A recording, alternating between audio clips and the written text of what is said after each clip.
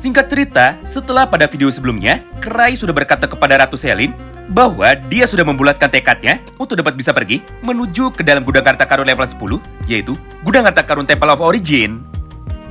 Maka pada keesokan harinya, Cray pun kini seketika langsung melakukan persiapan. Di mana di dalam praktiknya, Cray yang baru saja bangun dari tidurnya, kini dia pun langsung menjadi sangat panik. Karena pada dasarnya, Cray sebenarnya masih belum tahu sehebat apakah kekuatan dari para monster yang ada di dalam gudang harta karun tersebut. Jadi, setelah 1 hari berlalu, dia pun sekarang baru kepikiran. Berdasarkan hal tersebut, maka Cray pun kini seketika langsung datang untuk bisa menghampirinya dengan niat untuk bisa meminta tolong kepada si Tri. Supaya si Tri bisa mencari informasi lebih dulu dari dalam perpustakaan tentang sejarah dan juga catatan dari para monster yang ada di dalam gudang harta karun tersebut. Lalu sambil menunggu si Tri mencari informasi, maka Cray pun kini seketika langsung datang menuju ke tempat dari Elizabeth juga. Dengan niat untuk bisa memberikan sebuah perintah penting kepadanya. Yaitu, Cray akan meminta Elizabeth untuk dapat melakukan sebuah misi rekon. Alias, misi pengintaian menuju ke dalam pintu gerbang dari gudang harta karun level 10 tersebut. Tujuannya adalah untuk bisa memprediksi tentang seberapa besar peluang bagi mereka untuk bisa selamat andaikan mereka tetap masuk menuju ke dalam tempat berbahaya seperti itu. Mendengar ucapan dari Cray barusan yang justru malah meminta Elizabeth untuk dapat bisa melakukan misi pengintaian, Lismart yang kebetulan ada di dalam satu ruangan yang sama, dia pun kini otomatis langsung menjadi cemburu. Bahkan di dalam dialognya, Lismart pun langsung bertanya seperti ini kepada Cray. Yaitu, kenapa Cray tidak meminta tolong kepada Lismart juga, tapi hanya meminta tolong kepada Elizabeth saja. Padahal mereka berdua adalah sama-sama kelas assassin. Mendengar pertanyaan itu dari Lismart, Cray pun kini seketika langsung membalasnya, tapi hanya di dalam hati saja. Intinya, untuk misi pengintaian seperti ini, Elizabeth jauh lebih cocok daripada Lismart. Karena pada dasarnya, Elisa mirip seperti Cray. Yaitu, mereka berdua sama-sama peka terhadap semua masalah. Ditambah, mereka berdua sama-sama orang yang malas untuk bisa bertarung. Jadi, jika Elizabeth sudah melihat ada musuh dalam jumlah yang sangat banyak dan juga ada musuh yang tidak bisa dia kalahkan, maka Elisa pun pasti akan langsung pulang untuk dapat bisa melaporkannya lebih dulu. Sedangkan di sisi lainnya, Lismart adalah terkeras kepala. Di mana jika dirinya sudah melihat musuh, maka sudah jelas dia pasti akan langsung bertarung. Gara-gara itulah, maka Cray pun sekarang lebih memilih Elizabeth untuk bisa menjalankan misi seperti ini. Walaupun pada dasarnya, Cray sudah mencoba untuk bisa melarang Lismart. Namun pada akhirnya, Lismart pun sekarang sama sekali tidak mau menyerah untuk bisa merayu Cray. Sampai pada momen itu, Cray pun membolehkan Lismart untuk bisa pergi bersama dengan Elizabeth, asalkan Lismart mau berjanji bahwa dia tidak akan memulai pertarungan lebih dulu. Menyaksikan semua dialog itu di depan matanya, Tino yang sejak tadi sedang bersantai, kini otomatis langsung menjadi ketakutan, serta dia pun langsung menjadi terkena mental. Karena pada dasarnya, jika Lismart sekarang sudah memutuskan untuk dapat bisa menjalankan misi berbahaya, maka sudah jelas Tino pasti akan selalu di bawah, mengingat Tino adalah murid dari Liz. Gara-gara itulah, maka mau tidak mau, Tino pun sekarang langsung ikut bersama dengan Elizabeth dan juga Lismart menuju ke dalam gudang harta karun level 10. Nah, setelah mereka semua sudah pergi, Cray pun sekarang langsung berjalan lagi menuju ke tempat dari si Tri yang tadi sudah diminta untuk bisa membaca buku di dalam sebuah perpustakaan. Lalu ketika Cray sudah sampai, maka si Tri pun sekarang langsung menjelaskan kepadanya bahwa terdapat sebuah sejarah gelap dari gudang harta karun level 10 ini. Di mana menurut catatan sejarahnya, semua parti para magus dari kelompok Noble Spirit yang sebelumnya sudah pernah dikirimkan oleh Ratu Selin menuju ke dalam gudang harta karun tersebut, faktanya, tidak ada satupun dari mereka yang bisa pulang. Mendengar penjelasan dari si Tri tersebut, Cray yang nampak sangat panik, akhirnya dia pun kini seketika langsung memutuskan untuk bisa pergi menuju ke tempat dari Ratu Selin untuk bisa mengecek semua kebenarannya. Lalu setelah mendengar semua pertanyaan dari Cray, maka di saat yang bersamaan itu, Selin pun kini seketika langsung mengiyakan bahwa kenyataannya memang benar di dalam negara Yggdra sekarang hanya tersisa satu orang magus saja atau satu orang penyihir saja. Yaitu, dia adalah Ratu Selin itu sendiri. Yang artinya, semua penyihir lainnya sekarang sudah mati secara permanen. ketika mereka mencoba untuk dapat bisa bertarung melawan Dewa Kehancuran di dalam gudang harta karun ini. Itulah yang menjadikan alasan kenapa Yggdra berubah menjadi negara tertutup. Karena kenyataannya, Selin ingin melindungi para manusia supaya mereka tidak terbunuh ketika masuk ke dalam area hutan mereka. Ditambah, itulah yang merupakan salah satu alasan juga kenapa Ratu Selin mengirimkan banyak sekali magus yang tersisa untuk dapat tinggal di dalam negara manusia.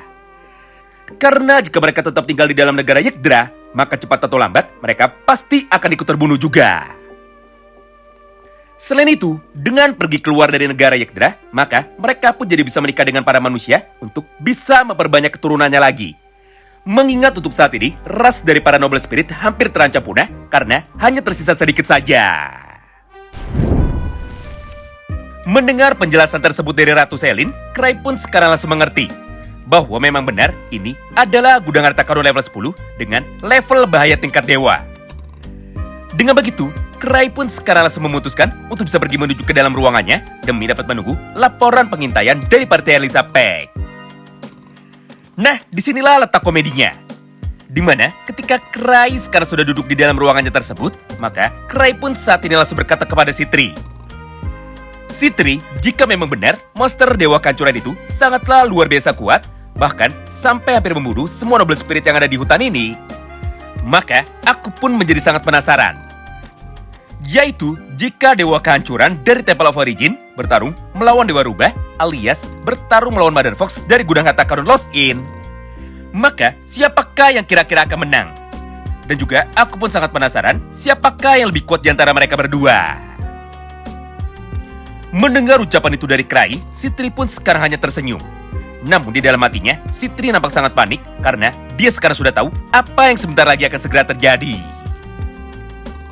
Intinya, semua kata-kata negatif dari Crai dan juga semua perkataan asal-asalan dari Crai biasanya pasti akan selalu menjadi kenyataan.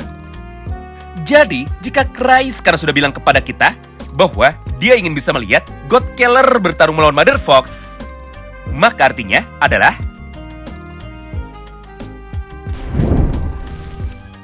singkat cerita, setelah beberapa jam berlalu, maka Elizabeth, Lismart dan juga Tino kini akhirnya seketika langsung pulang. Di mana pada kesempatan itu, Elisa pun langsung memberikan laporannya kepada Crai. Yaitu, jumlah para monster di depan pintu gerbang dari gudang harta karun ini sekarang ada 300 ekor. Dan semuanya adalah monster level tinggi, bukan sekedar monster biasa. Jadi jika kita memaksa untuk bisa masuk ke dalam tempat itu sekarang, maka peluang bagi kita untuk bisa menang hanyalah sebesar 50% saja. Mendengar penjelasan itu dari Elizabeth, maka Crai pun kini seketika langsung mengambil sebuah keputusan bahwa Crai akan menunda kepergian mereka selama 1 minggu penuh dengan sebuah tujuan untuk bisa melakukan persiapan dan juga untuk bisa menunggu jumlah dari para monster yang saat ini menjaga tempat itu nantinya bisa berkurang. Nah, menarik ya, semua kata-kata dari Crai di atas yang baru saja diucapkan oleh dirinya bahwa Crai akan menunggu monster di depan pintu gerbang itu bisa berkurang. Ternyata kata-kata itu sangatlah berkaitan sekali dengan proses petualangan dari parti Raja Iblis atau dari parti Adler. Ingat kan, kemarin Adler dan juga anggota partinya kebetulan sedang di dalam perjalanan untuk bisa menyelesaikan ujian 1000 cobaan dari Crai. Yaitu untuk dapat mengalahkan semua monster yang ada di sekitar gudang harta karun level 10. Yang artinya, kalian bisa simpulkan sendiri apa yang akan segera terjadi ke depannya. Setelah mendengar rencana dari Crai untuk bisa menunggu selama seminggu, serta setelah mengetahui ujian 1000 cobaan dari parti Adler. Nah, jika sudah mengerti maksudnya, maka hal itu tidak perlu kami ceritakan lagi. Jadi sebagai gantinya, mari kita lanjutkan saja menuju ke dalam bagian cerita yang selanjutnya. Sederhananya, setelah menunggu selama 6 hari, maka waktu yang sebelumnya ditentukan kini akhirnya sudah menjadi semakin dekat. Berdasarkan hal itu, maka Crai pun langsung memberikan perintah barunya menuju kepada Elisa, Tino dan juga Lismart. Yaitu mereka diminta oleh Crai untuk dapat bisa melakukan misi pengintaian terakhirnya menuju ke dalam gudang harta karun level 10 lagi. Jadi, jika semua prediksi dari Crai sebelumnya sekarang bisa menjadi kenyataan, maka besok mereka akan berangkat. Nah, tidak lama berselang, atau tepatnya setelah Elizabeth, Tino dan juga Lismart sekarang semuanya sudah pulang, Maka di momen yang sama inilah, Elisa pun langsung menjelaskan kepada Cry bahwa secara ajaib, semua kata-kata dari Cry sekarang bisa menjadi kenyataan. Di mana di dalam praktiknya, hampir semua monster yang ada di sekitar gudang kata karo level 10 saat ini semuanya sudah berhasil dikalahkan entah oleh siapa. Bahkan jika dihitung, dari total 300 ekor monster yang berjaga di sekitar tempat tersebut, sekarang hanya tersisa beberapa ekor saja. Di mana jika mereka memaksakan untuk bisa bertarung, maka sudah jelas mereka pun pasti akan bisa menang. Mendengar penjelasan itu dari Elizabeth, Cry pun kini seketika langsung tersenyum. Karena dengan begini, maka misinya untuk bisa menunggu selama seminggu sekarang tidak menjadi sia-sia. Oleh karena itu, Cry pun kini seketika langsung bergerak untuk dapat bisa memanggil semua anggotanya. Serta, Cry pun langsung memerintahkan mereka semua untuk bisa segera bersiap-siap. Selain itu, Cry pun sekarang juga langsung pergi menuju ke dalam ruangan dari Ratu Selin. Dengan niat untuk bisa memberitahu Ratu Selin bahwa persiapan dari mereka sudah selesai dan juga mereka sudah siap untuk bisa berangkat besok. Di momen inilah, Selin pun sekarang langsung membalasnya. Baiklah, kalau begitu, aku akan melakukan ritual pada malam ini. Jadi, kita akan bertemu lagi besok pagi, tepat sebelum waktu perjalanan kita dimulai.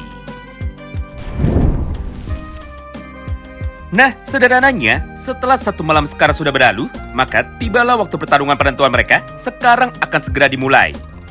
Berdasarkan hal itu, maka Cry yang sekarang sudah terbangun, akhirnya dia pun segera mengganti pakaiannya dengan menggunakan pakaian seperti ini. Yaitu berupa sebuah baju kemeja tangan pendek alias relik gambar pantai yang disebut dengan nama relik Perfect Holiday.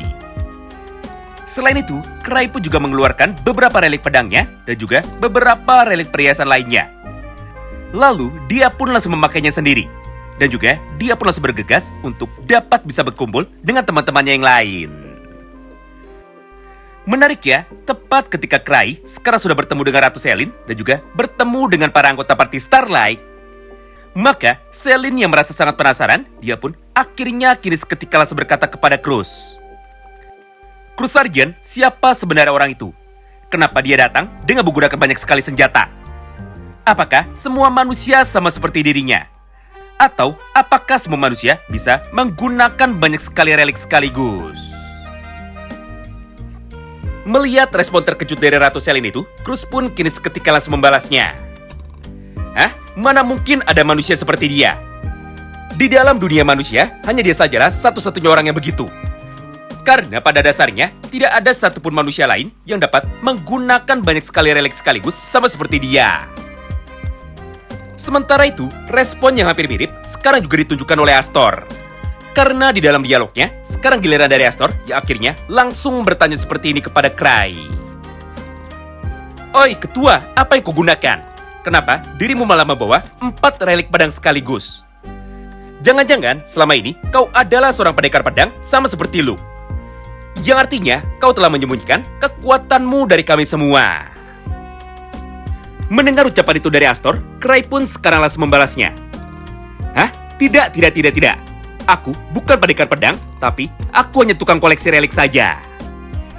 Jadi, karena lawan dari kita sekarang sangat kuat, maka tidak ada salahnya jika aku membawa banyak sekali relik seperti ini. Lagi pula, pedang-pedangku ini adalah pedang yang tidak berguna jika digunakan untuk bisa bertarung dengan menggunakan kekuatan fisik. Karena faktanya, aku menggunakan pedang ini hanya untuk bisa menggunakan kekuatan sihirnya saja. Contohnya adalah pedang yang pertama ini, di mana fungsi dari pedang ini adalah untuk bisa memanggil petir. Lalu pedang kedua, fungsinya adalah untuk bisa memanggil sihir cahaya. Selanjutnya, pedang yang ketiga dan juga yang keempat adalah sebuah relik pedang sihir untuk dapat bisa menggunakan kekuatan sihir ilusi dan juga sihir elemen udara. Selanjutnya, pedang yang ketiga dan juga yang keempat adalah relik pedang sihir untuk dapat bisa menggunakan kekuatan sihir ilusi. Kemudian, setelah menjelaskan kepada semua orang tentang kekuatan dari keempat pedang reliknya itu, maka Cry pun kini langsung menggunakannya tepat di hadapan dari teman-temannya, dengan niat untuk bisa pamer kepada mereka dengan barang koleksi milik pribadinya. Di mana di dalam praktiknya, Cry pun kini seketika langsung mengaktifkan kekuatan dari keempat reliknya sekaligus. Hingga gara-gara itulah, tubuh dari Cry kini seketika langsung menyala mirip seperti pada gambar ini. Lalu di dalam sorotan cahaya itu, muncullah banyak sekali gelombang petir yang sekarang datang menyambar tubuhnya berkali-kali, Sampai pandangan dari semua orang kini otomatis langsung tertuju kepada Cry. Karena menurut mereka, Cry adalah dewa. Padahal, kenyataannya tidak seperti ini. Mengingat kejadian yang sebenarnya, Cry cuma menggunakan kekuatan dari sihir pedang ilusinya untuk dapat menciptakan gambar-gambar mirip seperti sihir. Alias, teknik sihir yang ditunjukkan oleh Cry hanyalah bayang-bayang saja atau sama sekali tidak ada efeknya. Tapi masalahnya, Celine dan juga teman-temannya kini sudah terlanjur salah paham. Hingga pada momen itulah, Celine pun berhasil dibuat menjadi bengong sambil berkata seperti ini kepada Cry. Hah, ini dia orang yang selama ini selalu aku cari-cari. Karena menurut ramalan dari para petinggi desa ini, suatu hari nanti akan muncul seorang pahlawan yang datang dengan bermandikan cahaya dan juga tubuhnya diselimuti dengan petir. Tidak kusangka jika orang itu adalah dirimu. Yang artinya, Hunter sesuai ramalan yang akan datang untuk dapat mengalahkan Dewa Kancuran ternyata tidak lain dan juga tidak bukan, dia sekarang ada di depan mataku. Wow, menarik banget ya.